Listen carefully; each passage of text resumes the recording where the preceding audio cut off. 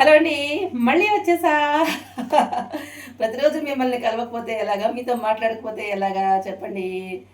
అయితే అందరూ హెల్తీగా, హ్యాపీగా, ఆరోగ్యంగా ఉండాలని మనస్ఫూర్తిగా కోరుకుంటున్నాను. ప్రతిరోజు కోరుకునేది అదే. అమ్మవారు కోరుకునేది అదే.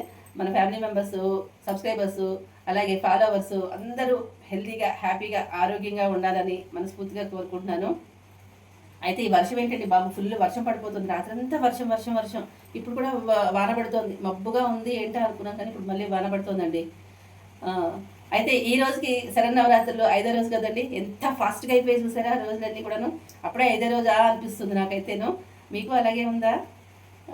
పొద్దున్నే లేవాలి, చక్కగా పూజలు చేసుకోవాలి, ప్రసాదాలు చేసుకోవాలి, తర్వాత పారాయణలు చేసుకోవాలి, సాయంత్రం మళ్ళీ దీపం పెట్టుకోవాలి. ఇలా చేస్తూ ఉంటే ఇలాంటి ఒక యాక్టివిటీస్ తోటి మొత్తం అంతా రోజు చాలా తొందరగా గడిచిపోతుంది అనిపిస్తుంది నాకు. సరే, కానీ ఈరోజు నేను ఏం చేస్తున్నానో మీతో షేర్ చేసుకుంటాను. ప్రతిరోజు షేర్ చేసుకుంటాను కాబట్టి ఈరోజు కూడా షేర్ చేసుకుంటాను అనమాట. చాలా సింపుల్గా, చాలా ఈజీగా, చాలా హెల్తీగా చేసుకుందాం. చాలా అన్నీ హెల్తీగానే ఉంటాయి కాబట్టి చాలా హెల్తీగా చేసుకుందాము. కావాల్సినవన్నీ ఇక్కడ పెట్టుకున్నాను. కంపల్సరీ మిరియాలు కావాలండి. మిరియాలు, అలాగే జీలకర్ర కాస్త కొంచెం దండిగానే వేసుకోవాలి. అల్లము, పచ్చిమిరపకాయలు ఉంటే ఇంకో 2-3 వేసుకోవచ్చు.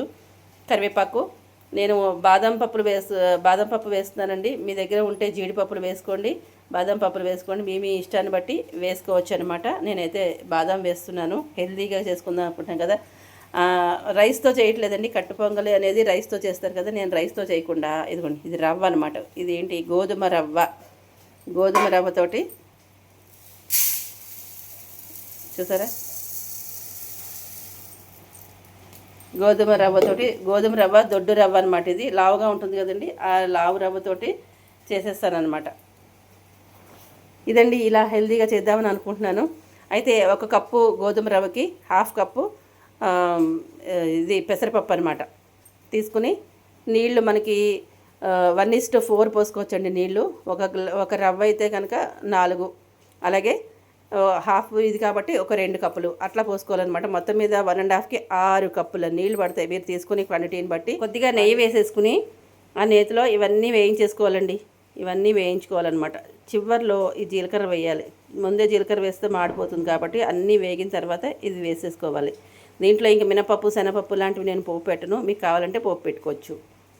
ఇవన్నీ వేగిపోయిన తర్వాత నీళ్లు పోసేసుకుని, నీళ్ళు ఎసరు పెట్టేసుకున్న తర్వాత నీళ్లు మరిగిన తర్వాత మనం ఈ 2 వేసేసుకోవాలి. సరే, శనగలు అయితే ఇలా ఉడికించేసుకున్నాను. ఫస్ట్ కుక్కర్లో ఉడికించేసుకున్నానండి. ఉప్పు వేసుకుని ఉడికించేసుకున్నాను. ఉప్పు పసుపు వేసుకుని ఉడికించిన తర్వాత కొంచెం నీరుగా ఉందన్నమాట. ఆ నీరుని వేస్ట్ చేయడానికి మనకి పోషకాలన్నీ పోతాయి కదా, అందుకని ఇలాగ కొంచెం ఒక స్టవ్ మీద ఇలా ఉడికించేసుకున్నాను అనమాట. చక్కగా ఉడికిపోయింది, మెత్తగా ఉడికిపోయింది. దీన్ని ఇంక నేను పోపులో వేడి అది ఏం చేయను, ఇలాగే నేను అమ్మవారికి నివేదన చేసేస్తానమాట. పోపు వేసుకోవాలనుకున్న వాళ్ళు ఇంత నెయ్యి కానీ నూనె కానీ వేసేసుకుని మినపప్పు, జీలకర్ర, కరివేపాకు, అలాగే ఒక ఎండుమిరపకాయ పోపు వేయించేసుకుని, కొంచెం ఆవాలు కూడా వేయించేసుకుని ఇవి దాంట్లో వేసేసి 2 నిమిషాలు మగ్గనిచ్చేసేయండి, మనకి అయిపోతుంది. వీలైతే పైన కొబ్బరి కూడా వేసుకోండి, బాగుంటుంది. నేనైతే ఇలాగే ఉంచేసుకుంటాను. దీంట్లో కొంచెం ఆయిల్ లేదు, నెయ్యి లేదు, ఏది వాడకుండా ఇలాగే ఉంచుకుంటాను హెల్తీగా అనమాట. ఇది పెసరపప్పు కడిగేసుకుని పెట్టుకున్నాను. ఇది రవ్వ పెసరపప్పు, అందులో అన్నీ ఒకే దాంట్లో వేసుకున్నాను. పోపు వేసేసుకుని ఇలా నీళ్ళు కూడా పోసుకున్నాను. ఇవన్నీ కొంచెం జీలకర్ర కూడా వేస్తాను. పోపులో వేసుకున్నాను, పైన కూడా వేస్తాను అనమాట. నీళ్ళు బాగా తిరిగిన తర్వాత ఆ రవ్వ కడుక్కున్నది దీంట్లో పోసేసుకుని మనం మూత పెట్టేసుకోవాలి. ఒక 2 విజిల్స్ వచ్చిన తర్వాత ఆపేద్దాం. అయితే రైస్కి అయితే కొంచెం ఇంకా నీళ్ళు పడతాయండి. రైస్ వేసుకునే వాటైతే 1కి 5 నీళ్ళు పోసేసుకోవచ్చండి.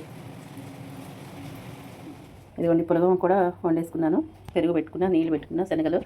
ఇది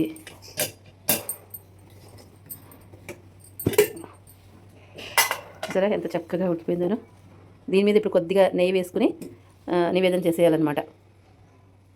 నేను విడిగా తీసేసాను. దీంట్లో కొద్దిగా నెయ్యి వేసుకుని నేను వేయించి చేశానమాట. ఇప్పుడు మరి నివేదన చేసేటప్పుడు నెయ్యి వేయాలి కదండి, కొంచెం అందరికీ పంచేటప్పుడు కాస్త నెయ్యి లేకపోతే ఎలాగా, అందుకని ఈ మాత్రం నెయ్యి పడుతుందండి దీంట్లో చక్కగా. సరే, ఇట్లా వేసేసి నివేదన చేసేసుకోవడమే.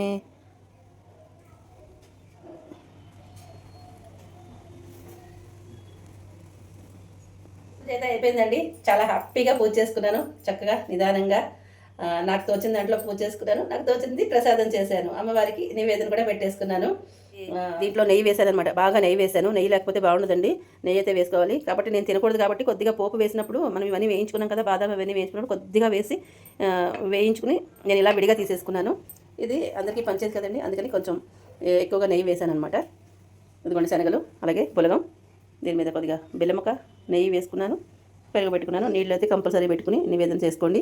ఇదండి ఈరోజు మనం చేసిన ప్రసాదాలు ఇవే అనమాట. నచ్చిందా మీకు? నచ్చితే లైక్ చేసేయండి అబ్బా, ఫాలో కూడా చేయండి. ఉంటాను. రేపు మళ్ళీ ఏం చేస్తానో చూపిస్తాను. బాయ్ ఫ్రెండ్స్, అందరూ బాగుండాలి, అందులో నేను ఉండాలి.